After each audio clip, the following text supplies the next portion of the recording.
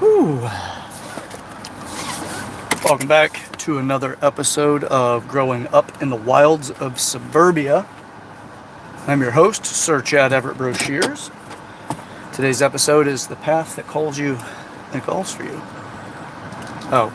So I've been talking to a lot of people lately, especially as I'm continuing to reestablish the foundation, or at least for the being going on a month and say a month and 2 weeks. Finishing up a month and a week. And I've got a lot of conversation that has come out of this from many people, just because of where they're at in life, what they're going through, and how they've communicated the values of what they're picking up from me, and then sharing with me what they themselves are going through.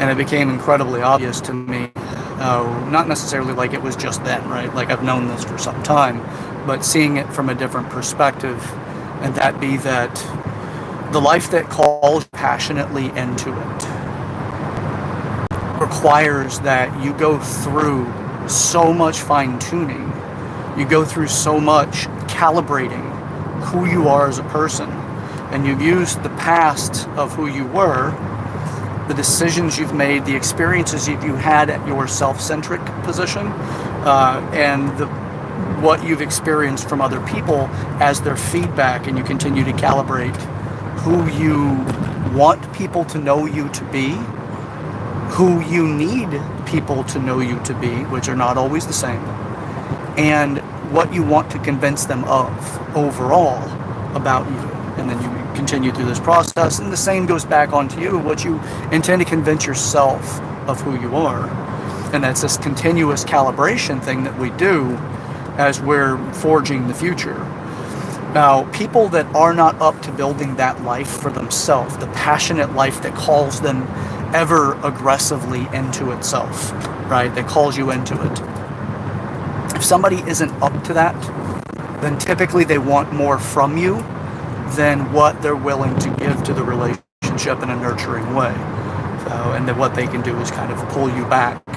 As you make these changes that calibrate you into your present self, that is like practicing your aim with a bow and arrow. You're practicing the trajectory of who you want the world to experience you to be, and also what you yourself want to experience in life.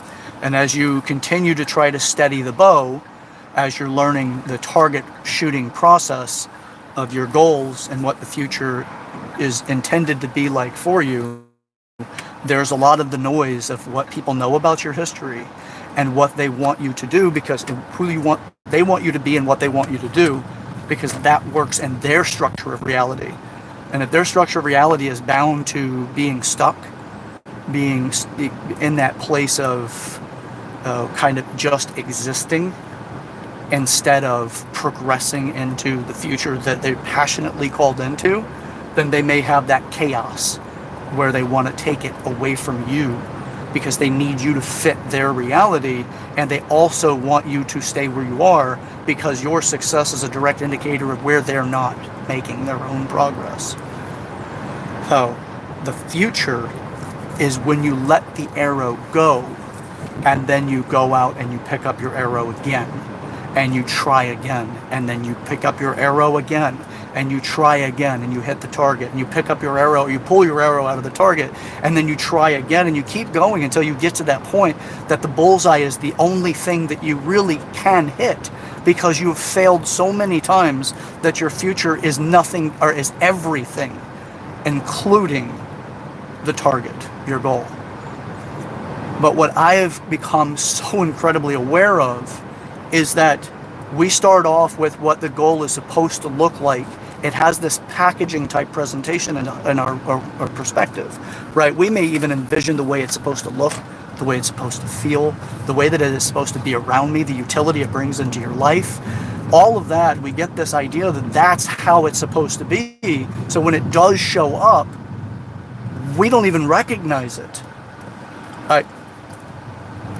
That's a piece that is incredibly apparent and profound to me, as I have wanted for the longest time to consult gyms in such a way to make them huge profits, more organized, and better for the customers, so that they themselves can get a better lifestyle change, so that their fitness goals and their health through movement and nutrition and their overall fitness is more obtainable with less emotional frustration and baggage. And I wanted to create other companies that help along the way. So I also have created the foundation work for an electric vehicle charging stations sales and installation company. I've already established that as well. And it's with the IRS, the state, and I'm in the process of more pieces of what this thing is, so that I have more options for my customers. I had a conscious awareness I was creating that, because I was creating that with my ex, my partner, and her family, in such a way that they were helping tutor and mentor me and help bring this thing into the future. And in the interim of that, I was consulting gyms as a way of raising capital. And it did not occur to me that that's what I wanted, and it was happening. I was tunnel vision focused on the EV stuff, and the other thing showed up in my life, and I was completely unaware of it. Now, as far as the X goes, I've always wanted to have this incredible depth of love and this incredible depth of experience of acceptance.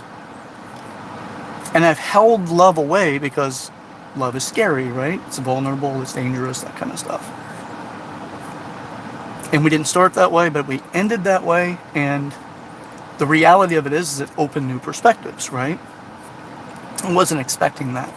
I also wasn't expecting it to end, but point of it is that what our goals are not always permanent. They can be a stepping stone to the next thing, right?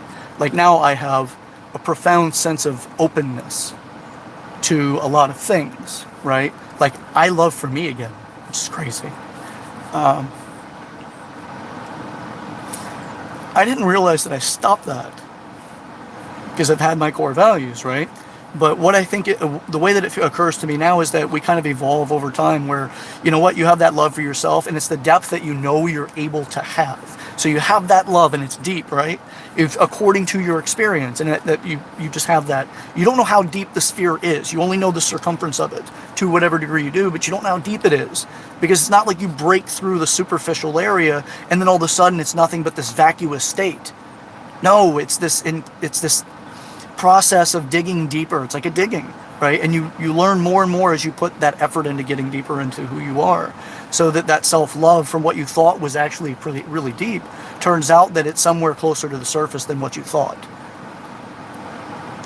And that's opened up, which is freaking beautiful. But what I thought was my goal, and it was, and I achieved my goal, and then I was opened up to something else, and I'm like, okay, and then I started achieving this new goal. And before you know it, now I'm at this where I'm like, holy shit, I can't believe how much more immense life really is. Like how much more, how much deeper life goes. And I have wonderful news to share with you guys in a couple of months that's going to be really profound, but it just has to do with my life. But I'm not doing anything on this channel to brag about a single thing. I want to share my experiences in a way that gives people the opportunity to see life a little differently and know they're not alone. And they may not necessarily completely and 100% line up with my life, but they can see in themselves what they hear from me. And when they exchange with me, I can see into myself what they have exchanged with me as well. So there's always this constant growth, and this is what I want. Communication is incredibly, incredibly important.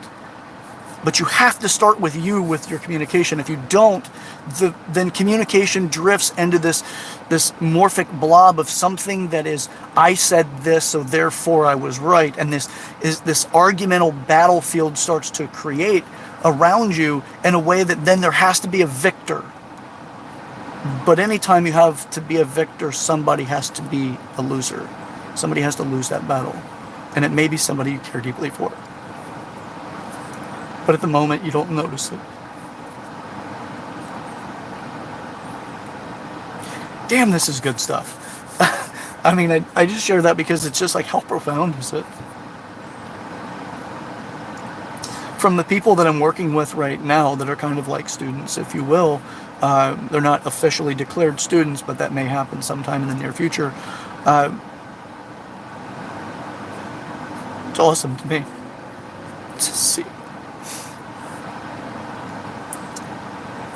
to see how their world is opening.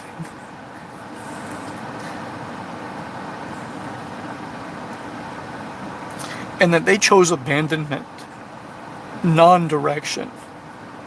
They chose the excuses that keep their argument in place. That they're arguing for their excuse, right? But is an argument for excuse. And they keep that. And they're starting to see that it's not, that there's more. That's beautiful to me. And it's painful because of the realization that nobody's done this for them. A lot of this is me and my own journey. You know, obviously I have my own, people that I follow and that I'm mentored by, but it's profound to me that so many people sit in that state of abandonment.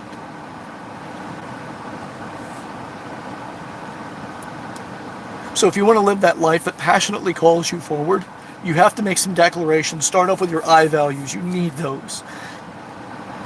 If you don't have your I values, you're not going there. You're just not. You may get a lucky ticket that takes you somewhere, and then you're like, hey, I feel like I'm showing up. But like my earlier experience and what I shared was, that left me with this idea that that was love, right? Like what I was giving myself was love, and then what I was experiencing with other people was love. But then after I went through that breakthrough with my ex, I realized it's fucking deeper. Far deeper. And the beautiful thing about it is the people in my life are experiencing that unfolding. But when you have that life that passionately calls you into it, you have to calibrate yourself. And when you do, you have to be forgiving to the calibration, because you're making your life mean something more. And other people know what you were, and other people know how you currently are, but they don't always see where you're going. And they're going to want you to stay where you are because you're supportive in their life to whatever degree you're supportive in. You may be there as their coping mechanism. You may be there as their excuse not to go forward. This is the stuff that you have to be willing to push through. The pain, the discomfort, the upset. Be honest as much as you can, or at least don't lie. Your integrity is what will make you feel the greatest joy when you arrive at your destination. If you arrive at your destination without integrity, whatever joy you have will be short-lived. You have to start at the I value, start at where you are. Understand other people aren't going to want you necessarily to get where you're going because they don't understand it. And they feel like you're necessary to be where you are in order for them to feel like they're complete. So few people really want to see you succeed, because so few people are working on succeeding in their own life. And they don't want to see somebody else succeed because it reminds them that they're failing, that they're not taking action. So, all right. That's it for today's episode. We'll continue this particular episode if this is one that, or this is turning into a series, if this is one that really calls you passionately into it. Please comment in the comment section if that's the case. Like the video, share it with those in your life that you feel can get value out of this, or to start a conversation with them so that you yourself can start working around this stuff. I'm not saying I'm 100% right. I'm just telling you what I perceive as the best direction and option at this time in my life, and I hope that it offers value to you. This is not an easy path. It's not, but it is the most rewarding. It's ups and downs. It's sticky. It's frustrating. It's hard. Stick with me. It's worth it. Okay? Until next time, I'm your host, Sir Chad Everett Brochures, and this is Growing Up in the Wilds of Suburbia. Come create that life with me. Okay? Enjoy.